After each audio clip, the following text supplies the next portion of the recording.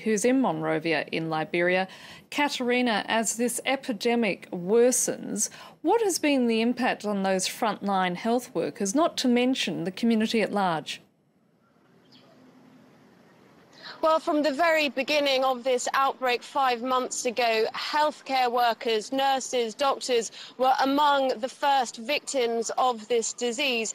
Now, it's having many impacts. The first is that it's obviously denting the number of healthcare workers who can physically be in action. That's both local healthcare staff in Liberia, that's mainly concentrated in the rural north of the country, and in Monrovia, that's mainly international healthcare staff. You mentioned 2 US missionaries there. The NGO that they were working for, Samaritan's Purse, has had to pull out a lot of its staff, saying they simply can't put them at the sort of risk that unfortunately their 2 colleagues have succumbed to.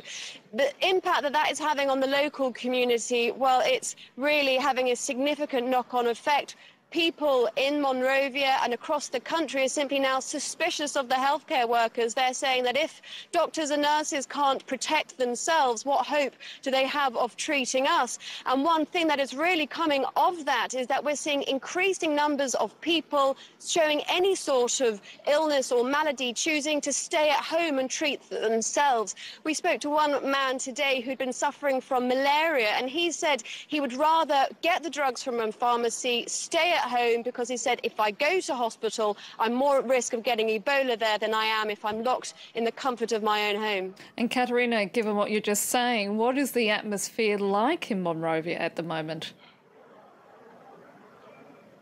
Well, it's incredibly tense. I mean, one of the basic human reactions, I suppose, when you meet someone is immediately to take their hand, shake it. Specifically in West Africa, there's a lot of hugging often involved.